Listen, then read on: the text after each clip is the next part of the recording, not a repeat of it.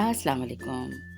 Welcome to my YouTube channel. आज मैं अपने चैनल पर बहुत ही मज़ेदार बीफ निहारी की रेसिपी लेकर आई हूँ और इस निहारी को हमने बोंग की गोश्त से तैयार किया है। रेसिपी स्टार्ट करने से पहले अगर अब तक मेरे चैनल को सब्सक्राइब नहीं किया है तो चैनल को सब्सक्राइब कर दें और साथ साथ बेल का आइकन भी प्रेस कर दें। रेसिपी स्टार्ट करते हैं। बिस्मिल्लाहिर्रहमानिर्रहीम। यहाँ पर तकरीबन हमने 800 ग्राम बोंग ली है और इसके अलावा ये हड्डियां हैं और कुछ नली है, ये भी हम निहारी में इस्तेमाल करेंगे। लहसुन अदरक का पेस्ट है। अब जो मसाले हम निहारी के लिए तैयार करेंगे उन मसालों को देख लेते हैं कि वो कौन से मसाले हैं। ज़ीरा हम लेंगे हाफ टी स्पून, काली मिर्च हाफ टी स्पून, बादियान हाफ लेंगे हम, पिपली के हम 3 स्टिक्स लेंगे, दालचीनी है, इसके अलावा जावित्री जायफल, सौंठ है, 2 अदद बड़ी इलायची, 3 अदद लौंग और 1 टेबल स्पून सौंफ, 5 से 6 अदद सब्ज इलायची है। इन तमाम चीज़ों को हम लेकर ग्राइंडर में ग्राइंड कर लेंगे और इसको अच्छा खासा बारीक हमें ग्राइंड करना है। इसके बाद हम इसमें तकरीबन 1.5 टेबल स्पून लाल मिर्च और 1 टेबल स्पून भर के हल्दी ऐड करेंगे और अच्छी तरह से मिक्स कर लेंगे। तो ये तो हो गया हमारा निहारी का मसाला जो हम निहारी में इस्तेमाल करेंगे।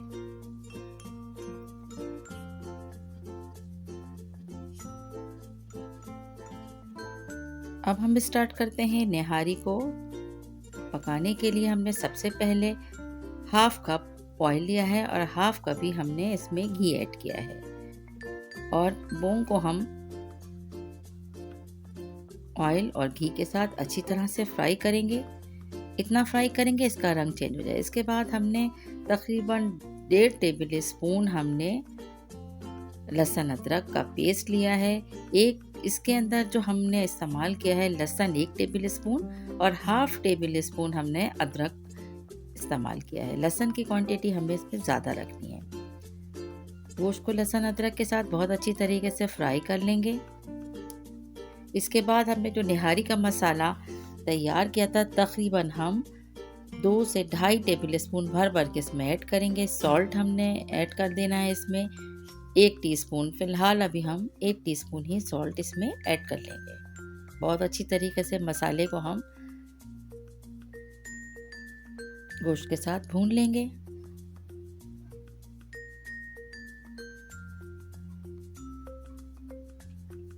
इसके बाद हम इसमें तकरीबन 2 से 2.5 कप पानी ऐड करके और इसे प्रेशर कुकर में गलने के लिए रख देंगे, क्योंकि हमें इसका जो गोश्त है निहारी का वो गलाना है और बोंग का जो पार्ट होता है ये ज़रा देर से गलता है, इसलिए हम इसे प्रेशर कुकर में तैयार करेंगे। अच्छा, जो हड्डियाँ और नली वगैरह हमने रखी थी वो हम गोश्त के साथ कुक नहीं करेंगे, हम इसकी एक सूप तैयार करेंगे, यखनी तैयार करेंगे। इसके लिए हमने यहाँ पर एक बर्तन में पानी लिया है और इसमें ये धोकर हड्डियाँ तमाम ऐड कर दी हैं। 1 टेबल स्पून हमने सौंफ ऐड की है और 2 टेबल स्पून इसमें धनिया, साबित वाला धनिया, वो इसमें ऐड कर दिया है। इसके अलावा हमने इसमें तेज़पत्ता भी ऐड किया है, 3 से 4 अदद। निहारी को तकरीबन हमने 20 मिनट बाद चेक किया तो देखिए गोश्त इस तरह से काफ़ी हद तक गल चुका है। अब इसे हम दही डाल के भून लेंगे। दही यहाँ पर हमने तकरीबन हाफ कप लिया है। इसे अच्छी तरह से मिक्स करने के बाद इसे हम गोश्त के साथ ऐड करेंगे और इसे भून लेंगे अच्छी तरह। दही स्किप नहीं कीजिएगा, इसे ज़रूर ऐड कीजिएगा भूनते हुए। जिस वक्त आप का इसका जो गोश्त का जो पानी वगैरह होता है सारा खुश्क हो जाता है तो उस वक्त हमें दही ऐड करके इसे अच्छी तरह से भून लेना है। और इसके अलावा मैंने इस पे से जो रोगन ऊपर आ रहा था उसे भी निकाल के साइड पे रख दिया है। जैसे निहारी पूरी तैयार हो जाएगी इसके बाद हम वो रोगन ऐड कर देंगे।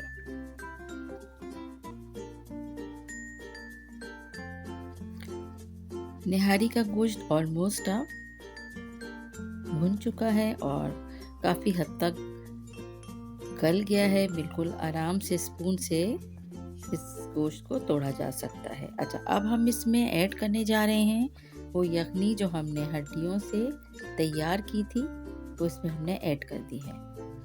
ये इसकी ग्रेवी है। इससे इतना मज़ेदार सा एक टेस्ट आता है, क्योंकि हड्डियों का भी एक फ्लेवर होता है जो निहारी में मायने रखता है।